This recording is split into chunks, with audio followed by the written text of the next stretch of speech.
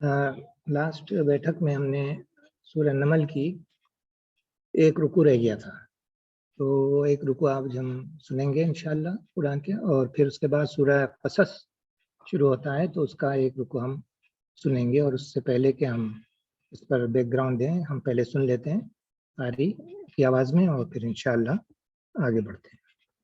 تو لیجیے یہ سورہ نمل کی لاسٹ رکوع ہے۔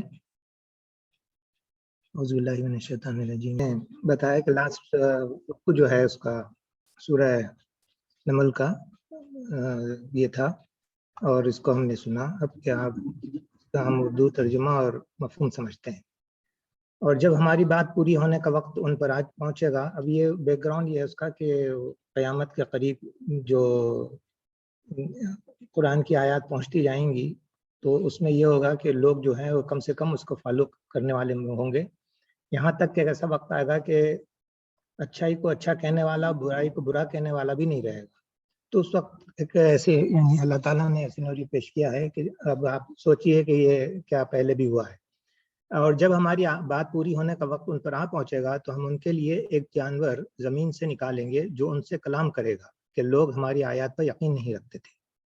اب آپ ذہن میں آتا ہے کہ یہ کیسا یعنی سینیریو ہے، تو اگر آپ ذرا سا غور کریں تو یاد ہوگا آپ کو کہ صالح علیہ السلام کی اونٹنی جو ہے وہ ایک چٹان سے نکلی تھی، تو وہ بھی تو زمین سے ہی نکلی تھی نا۔ ایک تو یہ بات، دوسری بات یہ ہے کہ جانور انسانوں سے جب بات کرے گا کہ بتائی جا رہی ہے، تو یہ بھی حقیقت میں قرآن شریف میں خود بھی ہے کہ جب قیامت آئے گی تو ہمارے اسکن، ہماری آنکھیں، ہماری زبان، ہر کوئی ہمارے اعضاء جو ہے بات کریں گے اور بتائیں گے کہ ہم نے اچھائی کیا کی، برائی کیا کی۔ تو اس وقت ہم کہیں گے کہ تم ہمارے ہی خلاف بول رہے ہو، تو اس وقت وہ کہیں گے کہ ہاں جس نے ہمیں پیدا کیا اس نے ہمیں نطق بھی دی، یعنی بولنے کی طاقت بھی دی، یہ بھی قرآن میں ہے۔ تو اس لیے یہ بات بڑی اچھے نمبر کی نہیں ہے، لیکن ذرا غور کرنے پر یہ معلوم ہوتا ہے کہ یہ پاسبل ہے کہ خالق جو ہے وہ جانتا ہے کہ کس کو کس طرح سے بات کرنے کا حکم دیا جائے۔ تو جب ہماری بات پوری ہونے کا وقت ان پر آ پہنچے گا تو ہم ان کے لیے ایک جانور زمین سے نکالیں گے جو ان سے کلام کرے گا کہ لوگ ہماری آیات پر یقین نہیں کرتے تھے۔ اور ذرا تصور کرو اس دن کا جب ہم ہر امت میں سے ایک فوج کی فوج ان لوگوں کو گھیر لائیں گے جو ہماری آیات کو جھٹلایا کرتے تھے، پھر ان کو ان کی اقسام کے لحاظ سے درجہ بدل، یعنی جتنا جنہوں نے نیکیاں کی ہیں، اچھائی برائی، کافر مسلم، سب کے ایک درجے ہوں گے۔ یعنی یہ نہیں کہ کافر اگر وہ مشرک ہے اور ایک کافر مشرک نہیں ہے لیکن ہے کافر، تو اس کو اللہ تعالیٰ اس کے حساب سے ہی سزا بھی دیتے ہیں اور اس کے حساب سے ہی نیکی، مطلب یہ کہ نیکی اگر ہے تو اس کو زیادہ دیں گے، اور جتنی برائی ہے اس برائی کے اتنے ہی حد کی سزا بھی ہوگی۔ تو یہ اس قسم کے لحاظ سے ان کی درجہ بندی ہوگی، یعنی اکارڈنگ ٹو دیئر کیڈر وہ اپنے کلاسیفائڈ کیے جائیں گے، مرتب کیا جائے گا، یعنی ان کو بنایا جائے گا، اسٹینڈ اپ کیا، یہاں تک کہ جب سب آ جائیں گے تو ان کا رب ان سے پوچھے گا کہ تم نے میری آیات کو جھٹلا دیا حالانکہ تم نے ان کا علمی احاطہ نہ کیا تھا، یعنی تم تو میری آیات کو نہیں مانتے تھے، تو کیا تم نے یہ ریسرچ کر لی تھی، معلوم کر لیا تھا کہ یہ آیات ہماری نہیں ہے؟ یعنی آپ دیکھیے کس قدر ڈائریکٹ سوال کیا جا رہا ہے، یعنی ایسا نہیں کہ آنکھیں بند کر لی اور کہہ دیا نہیں ہم نہیں مانتے۔ تو یہ بات اگر ہے تو تم تو ظالم ہو، تم نے تو بالکل سوچا ہی نہیں کہ ہم کیا کہہ رہے ہیں، اور تم نے یہ بات مانی نہیں کہ یہ بات صحیح بھی ہے یا نہیں، اچھائی بھی ہے نہیں، کیا اس بات سے اچھائیاں پھیل رہی ہیں یا برائیاں پھیل رہی ہیں؟ ان باتوں کو تم نے غور کیا کبھی؟ اور ہماری آیتوں کو تم نے ایک دم سے جھٹلا دیا۔ تو یہ اس قسم کے سوال جو ہے ان سے کیا جائے گا کہ تم نے جو ہے جو ایک دم آیات کو جھٹلا دیا حالانکہ تم نے ان کا علمی احاطہ نہ کیا تھا، یعنی تم نے اس پر بات معلوم نہیں کی تھی، ریسرچ نہیں کیا تھا، پوچھا نہیں تھا کہ یہ واقعی اللہ کی کتاب ہے، یہ کیا واقعی اللہ کی آیات ہیں وغیرہ۔ اگر یہ نہیں کیا تو اور تم کیا کر رہے تھے؟ یعنی تم تو یعنی دنیا داری کر رہے تھے، اور تم نے کبھی سوچا نہیں کہ قرآن بھی کوئی چیز ہے، ہماری آیات بھی کچھ چیز ہے، ان پہ تم نے کبھی غور کیا؟ ساری 24 آورز میں کتنے گھنٹے تم نے دنیا کی چیزوں میں لگائے اور کتنے گھنٹے یا کتنے منٹ ہمارے لیے لگائے؟ یہ تم نے سوچا نہیں، تم کیا کر رہے تھے؟ یہ سوال اللہ تعالیٰ ہر بندے سے انڈیویجول پوچھے گا، اور ان کے ظلم کی وجہ سے عذاب کا وعدہ ان پر پورا ہو جائے گا، تب وہ کچھ نہ بول سکیں گے۔ کیا ان کو سجائی نہ دیتا تھا کہ ہم نے رات ان کے لیے سکون حاصل کرنے کو بنائی تھی اور دن کو روشن کیا تھا؟ اس میں بہت سی نشانیاں تھیں ان لوگوں کے لیے جو ایمان لاتے تھے۔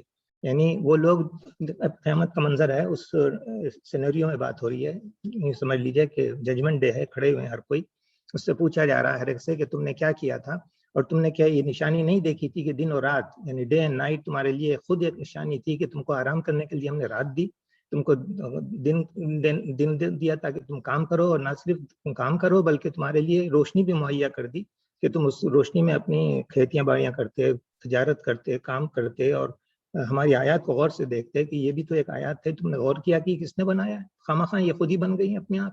یعنی اتنے سسٹمیٹک طریقے سے ایک ماحول کو پیدا کیا ہے زمین پر کہ اس سے سبزیاں اگتی ہیں، کھانے پینے کی چیزیں بنتی ہیں، آسمان سے بادل لا کے تمہارے لیے پانی برسایا.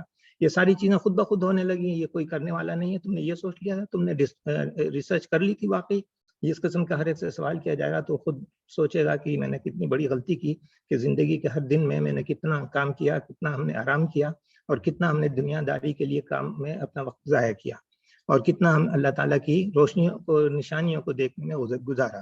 تو یہ یعنی آپ دیکھیے ڈائریکٹ اللہ تعالیٰ ہر شخص سے یہ پوچھنے کا ایک منظر پیش کیا ہے. اس کے بعد فرماتے ہیں اور کیا گزرے گی اس روز جب کہ سور پھونکا جائے گا. یہاں پر سور کا مطلب ہم نے کافی ڈیٹیل میں پہلے گزر چکی ہیں آیات میں، ہم نے ڈسکس کر چکے ہیں. صرف اس وقت یہ ریفرنس کیا جائے کہ ایک تو ہوتی ہے ساعت. ساعت کا مطلب ہے قیامت کی گھڑی جو کھڑی ہو جاتی ہے اس کو ساعت کہا جاتا ہے، جو سورہ حج میں آیا. لیکن سور کا مطلب یہ ہے کہ اس وقت 3 درجے ہیں اس کے کہ پہلے سور میں سب ختم ہو جائیں گے اور بالکل کوائٹ ہو جائے گی پوری کائنات زمین کی ہے جو بھی ہے. اس کے بعد دوسرا سور پھونکا جائے گا جس کے اندر سے مردے جو مر چکے ہیں وہ سب کھڑے ہو جائیں گے، اور تیسرا سور جو پھونکا جائے گا اس میں یہ ڈائلاگ ہوں گے وغیرہ. لیکن اور کیا گزرے گی اس روز جب کہ سور پھونکا جائے گا، یعنی سب لوگ زندہ ہو کے کھڑے ہو جائیں گے اور ہول کھا جائیں گے. ہول کہنے میں وہ اتنے خوف زدہ ہوں گے، دے ول بی سو ٹیریفائڈ، کہ وہ سب آسمان و زمین میں جو کچھ بھی ہے وہ سب لوگ جو ٹیریفائڈ ہوں گے کہ کیا ہو رہا ہے، سوائے ان لوگوں کے جنہیں اللہ اس ہول سے بچانا چاہے گا. یعنی یہ بہت امپورٹنٹ بات ہے کہ جو لوگ اللہ کے لیے کام کر رہے ہیں، جو اللہ کی آیات کو سمجھ رہے ہیں، جو اللہ کے لیے حق و باطل کی جنگ میں شامل رہے ہیں، وہ لوگوں کو یقین ہے کہ قیامت آئے گی، ان لوگوں کو یقین ہے کہ حساب کتاب ہوگا، ان لوگوں کو یقین ہے کہ اللہ ہم پہ رحم کرے گا، اور ان لوگوں کو یقین ہے کہ اگر ہم نے گناہ کیے تو اللہ معاف کرے گا. اس دنیا ہی میں ساری چیزیں کر کے وہ گئے ہوں گے تو انہیں یقین ہوگا کہ یہ اللہ تعالیٰ کا ججمنٹ آج قائم ہے. اس دن ان کے دلوں میں سکون ہوگا. یہ کتنی بڑی اور پیاری اور کتنی یعنی آئین بات ہے، یعنی گڈ ٹائڈنگ کہ آپ جو ہیں اس دن خوف میں نہیں ہوں گے، خوش ہوں گے. اور وہ لوگ جو نہیں مانتے تھے یا ہر چیز میں وہ ڈنڈی مار دیتے تھے، یہاں تک کہ آیات کو غور نہیں کرتے تھے، تو ان پہ دلوں پر اور دماغوں پر ہول قائم ہوگا. یعنی جیسے آپ معلوم ہے جو کوئی چیز ٹیریفائڈ ہوتی ہے تو کس طرح فیل ہوتا ہے. تو یہ بات اللہ تعالیٰ یہ بتا رہے ہیں کہ ان جنہیں اللہ پر یقین تھا اس ہول سے وہ اللہ بچا لے گا ان کو. یعنی اس دن ان کو خوف نہیں ہوگا، تو اطمینان ہوگا ان کو پتہ ہی تھا کہ یہ ہونا ہے، تو ان کو کیوں خوف ہوگا. اگر کسی کو پتا ہو کہ بھائی ایک کلاس ہو رہی ہے اور پرنسپل آنے والا ہے تو لوگوں کو پتا ہی ہے، تو سکون سے اپنا کام کر رہے ہوں گے. اور جن کو نہیں پتا ہے کھیل کود میں شامل ہیں بجائے پڑھنے کے، تو وہ ایک دم سے وہ آ گیا پرنسپل تو وہ خوف سے کریں گے ارے یہ کیا ہو گیا، یہ تو آ گیا، ہم تو کھیل کود رہے تھے. تو اس قسم کا ایک مثال میں آپ کو دی ہے. اور سب کان دبائے اس کے حضور حاصل ہوں گے. یہاں پر اردو محاورہ کان دبائے ڈرے ہوئے حاضر ہو جائیں گے. آج تو پہاڑوں کو دیکھتا ہے اور سمجھتا ہے کہ خوب جمے ہوئے ہیں. یعنی کون کہہ سکتا ہے کہ پہاڑوں کو کوئی ہلا دے گا، اس قدر یعنی مضبوطی سے جمے ہوئے زمین میں. مگر اس وقت یہ بادلوں کی طرح اڑ رہے ہوں گے. یہ اللہ کی قدرت کا کرشمہ ہوگا. اب بتائیے کہ اگر یہ اس وقت ہو سکتا ہے جب گریویٹی کام نہیں کرے، یعنی گریویٹی کا پاور کم ہو جائے یا زیرو ہو جائے، تو پھر زمین کیوں کسی کو کھینچے گی. تو زمین کے پہاڑ جو کھڑے ہیں وہ بھی ایک بادل کی طرح اٹھتے ہوئے نظر آ جائیں گے. یعنی مثال دی اللہ تعالیٰ نے کہ یہ بھی اس دن ہوگا.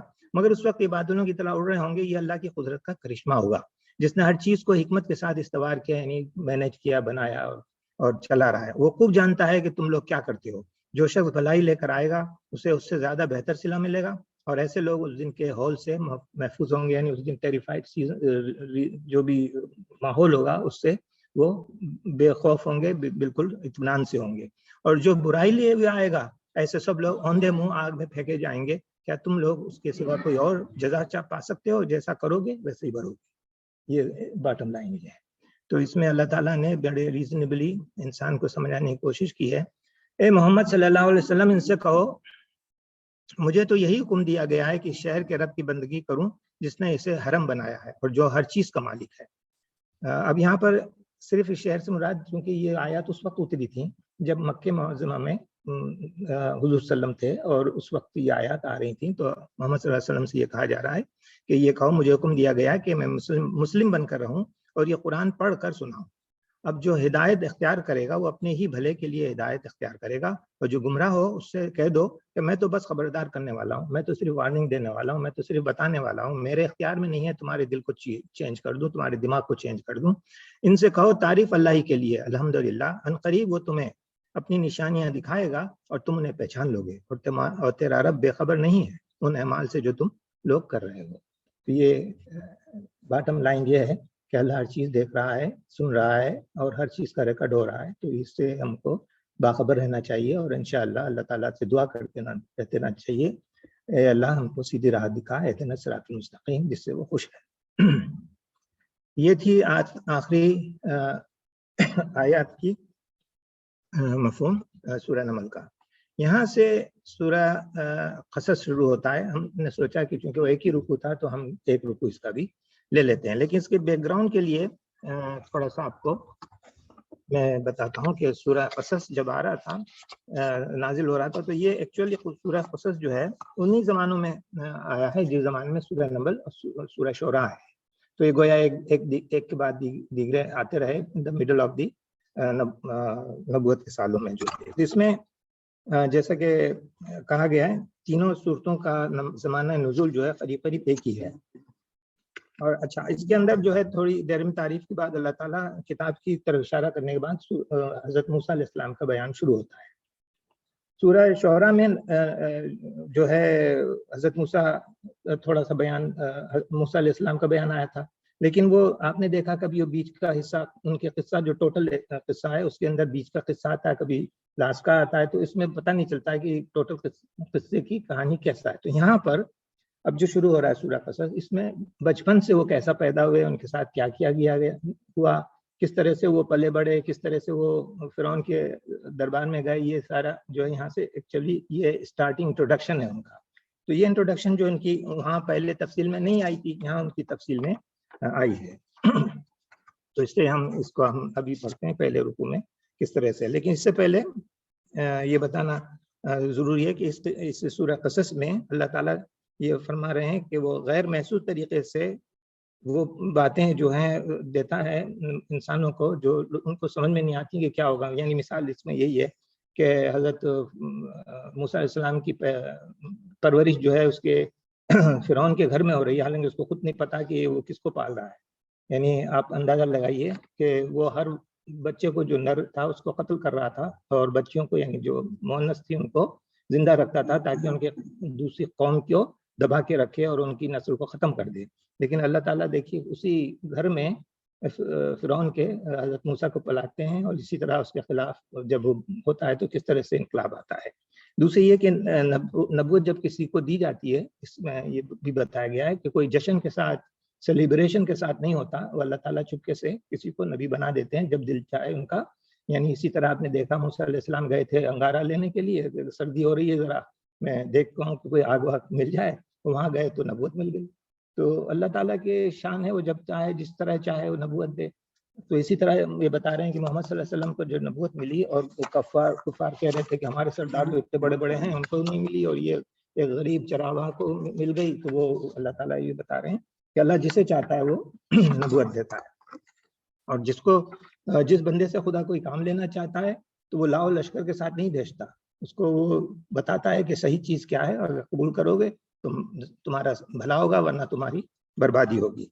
اور بار بار یہ مشرکین جو ہے حوالہ دیتے تھے کہ تم موسیٰ علیہ السلام کے جیسا، ان کو 9 اور معجزے دیے گئے تھے، محمد صلی اللہ علیہ وسلم سے کہتے تھے تم بھی کوئی معجزہ دکھاؤ۔ تو اللہ تعالیٰ کہتے ہیں کہ جب موسیٰ علیہ السلام کو اتنے سارے معجزے دکھائے تو کیا سب مسلمان ہو گئے؟ جب نہیں ہوا تو تم ان کو معجزے دکھاؤ گے تو تم کیا کرو گے؟ کیا گارنٹی دے دو کہ تم ہو جاؤ گے؟ تو یہ مطلب یہ کہ تم خود ہی اپنی چیزوں سے بغاوت کر رہے ہو، اور اس کو جو ہے یہ ایک اچھی دلیل کے ساتھ اللہ تعالیٰ نے ان کو بتایا ہے کہ کس طرح سے یہ جو لوگ حد درم ہیں اور یہ مان کے نہیں دیتے۔ تو یہ قصہ اس میں سورہ قصص میں انشاءاللہ آتا ہے، تو ہم دیکھتے ہیں کہ اس کی مفہوم کیا ہے۔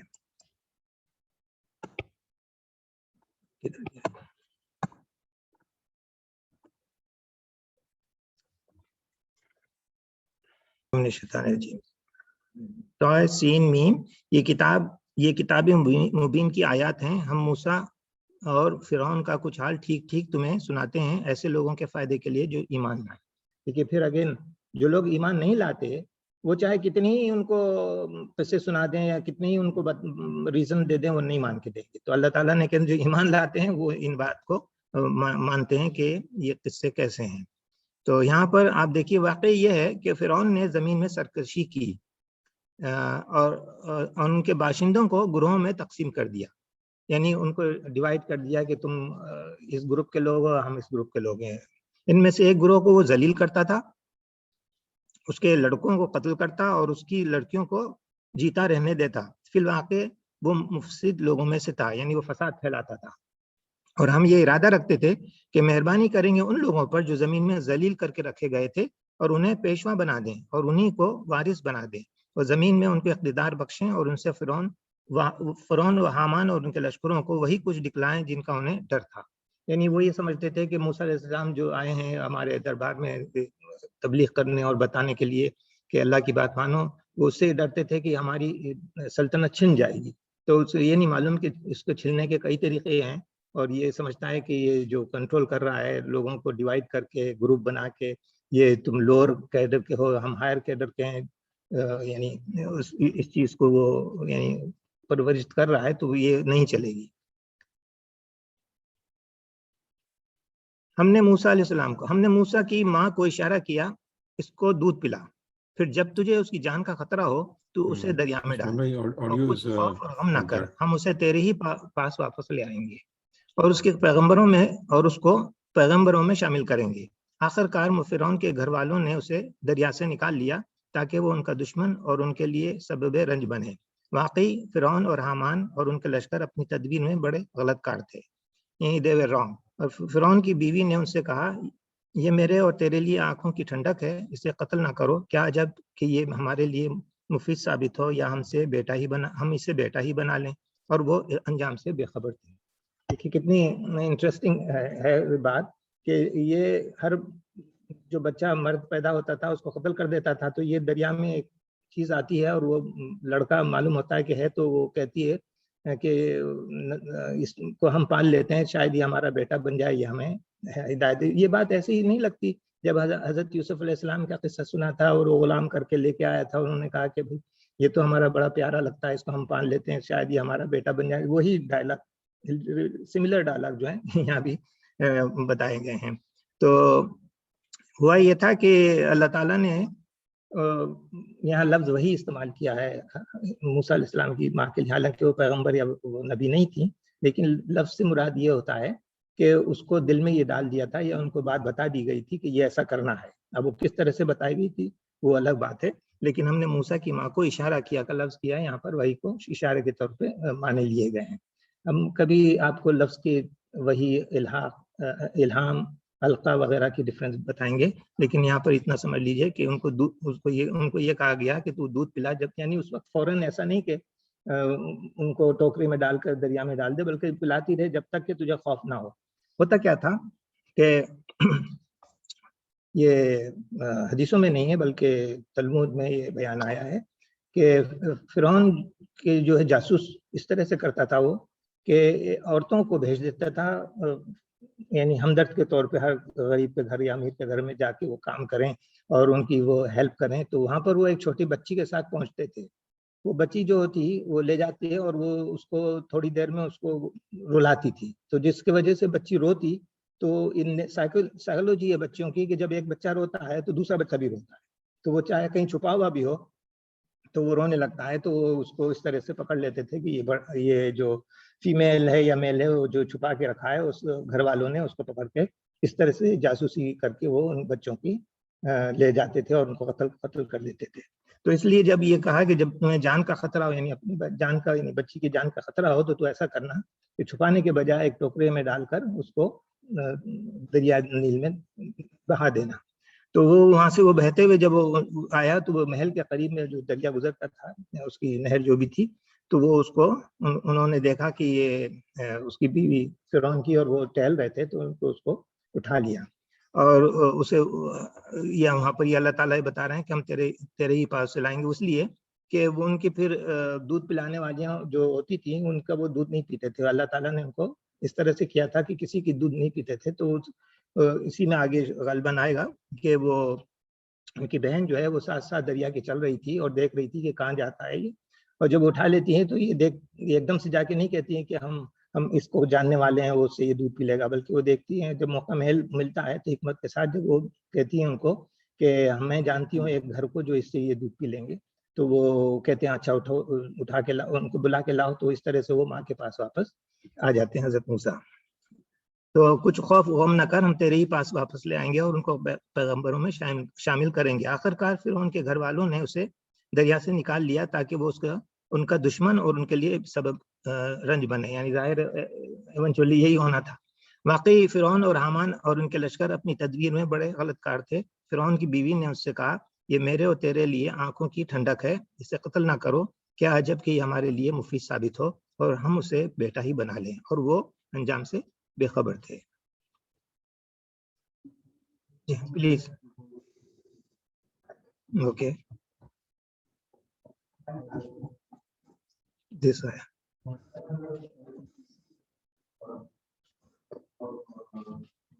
جی امراؤ جی جی.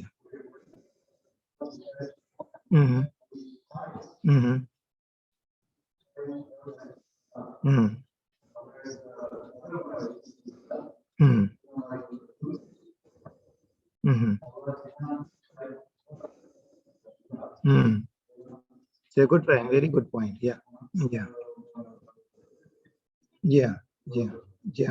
بالکل.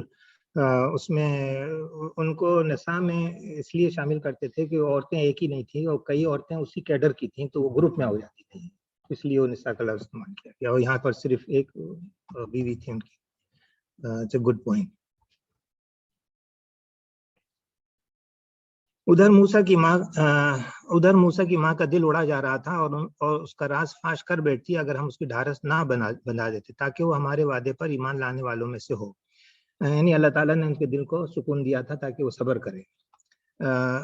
اس نے بچے کی بہن سے کہا اس کے پیچھے پیچھے جا، چنانچہ وہ الگ سے اس کو اس طرح دیکھتی رہی کہ وہ دشمنوں کو اس کا پتہ نہ چلا. اور ہم نے بچے پر پہلے ہی دودھ پلانے والیوں کی چھاتیاں حرام کر رکھی تھیں. یہ حالت دیکھ کر اس لڑکی نے ان سے کہا میں تمہیں ایسے گھر کا پتہ بتاؤں جس کے لوگ اس کی پرورش کا ذمہ لیں اور خیر خواہی کے ساتھ اسے رکھیں.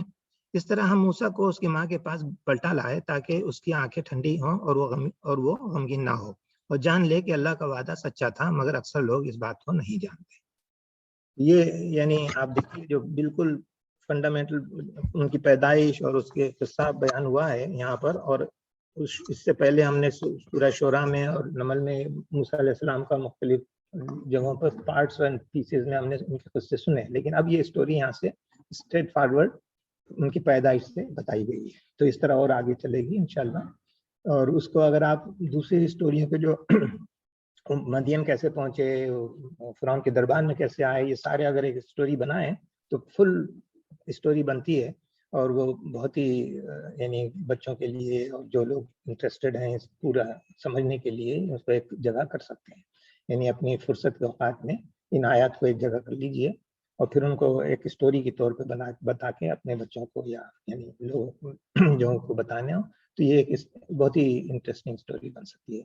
یہ واحد یعنی حضرت موسیٰ علیہ السلام کی ایک یونیک کوالٹی ہے کہ ان کو پورے قرآن شریف میں بیان کیا گیا ہے اور اس کے پارٹس اینڈ پیسز کو مختلف جگہوں پہ دیا گیا ہے. ایک واحد نبی وہ ہیں جو ان کا پورا قصہ ایک ہی آیت میں ایک ہی صورت میں بیان کیا گیا ہے، وہ سورہ یوسف ہے. ان کی پیدائش سے لے کر آخر تک وہ سب کچھ بتا دیا گیا اس کے اندر، اور جو ہے اس کے بعد پھر ان کا قصہ کہیں نہیں آیا.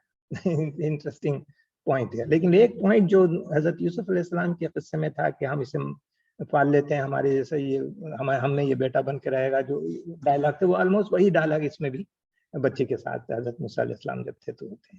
تو اس کائنڈ آف انٹرسٹنگ اسٹوری اور بہت اور ان کے الفاظوں میں بعض اوقات ہم آج موقع نہیں ہے لیکن ہم یہ دیکھیں گے کہ آپ یہاں پر ایک یعنی دیکھیے اس کے اندر فَأَصْبَحَ یہاں پر ان کے ان کی یعنی موسیٰ کی ماں ام موسیٰ یہ لکھا ہے نا، ان کی موسیٰ علیہ السلام کی ماں کا دل اڑا جا رہا تھا. دل کو جو ہے قلوب یا قلب کہتے ہیں، لیکن یہ لفظ فؤاد استعمال ہوا ہے، تو وہ کیوں؟ پھر اس کے بعد ان کو جب تسکین دی جاتی ہے تو وہاں کہتے ہیں کہ اللہ تعالیٰ فرماتے ہیں کہ ربطنا علی قلبہا، اب یہاں قلب کا لفظ استعمال ہوا ہے. تو اس میں کیا فرق ہے؟ یہ الفاظوں کے اندر ڈیپ میننگ جو ہے وہ اس کو ریفلیکٹ کرتے ہیں کہ یہاں فؤاد سے مراد کیا ہے اور قلب سے مراد کیا ہے. تو ہم بعد میں اس کی اور غور کریں گے انشاءاللہ. تو یہ بتانے کا مطلب یہ ہے کہ یہ دونوں لفظ جو ہیں قرآن میں بہت استعمال ہوئے. اسی طرح ایک اور لفظ پہ لوگ بہت بات کرتے ہیں اور ڈسکس کرتے ہیں اور ان کے سمجھ میں نہیں آتا. وہ یہ ہے کہ ہم نے جب وہی اتاری تو تیرے دل پہ اتاری، یہ قرآن شریف میں اللہ تعالیٰ نے کہا. تو یہاں قلب پہ اتاری لوگ کہہ رہے ہیں. مجھ سے کافی ایک صاحب مہینوں سے یہ ڈسکس چل رہا ہے ہمارے ان کے ساتھ کہ جو چیز سنتا ہے آدمی یا دیکھتا ہے یا سمجھتا ہے تو دماغ ہے. تو ہم کو یعنی کہ اللہ تعالیٰ کو وہ یہ کہہ رہے ہیں کہ ہمیں یہ سننا دیکھنا چاہیے، کہنا چاہیے کہ ہم نے ان کے دماغ پہ یہ بات اتاری یا دل. ہم ہمیشہ یہ کہتے ہیں ہم نے دل میں اتاری، حالانکہ دل سوچتا نہیں ہے، سمجھتا نہیں ہے. تو یہ کیا بات ہے؟ وہاں دل پہ اتاری کہا گیا، بلکہ ڈائریکٹ کہا گیا محمد صلی اللہ علیہ وسلم کو قرآن میں کہ ہم نے تیرے دل پہ قرآن اتارا. تو وہ ان سے یہ ان کو ذرا کنفیوژن تھا کہ یہ دل کا لفظ کیوں استعمال ہوا ہے، وہاں تو دماغ پہ اتارا ہونا چاہیے. مختلف قسم کے ذہن میں سوالات آتے ہیں. تو یہ ایک بیک گراؤنڈ جو ہے ہم انشاءاللہ کسی اور وقت اس پہ ڈسکس کریں گے. ذہن میں رکھنا چاہیے کہ قرآن کی آیات جو ہیں اور اس کے اندر الفاظ جو ہیں وہ ذرا تھوڑا سا یاد رہیں تو پڑھتے اور سنتے وقت دماغ اس طرف جاتا ہے. تو انشاءاللہ صدق اللہ العظیم. اور کوئی کمنٹ؟ نور الکبیر نے بہت اچھی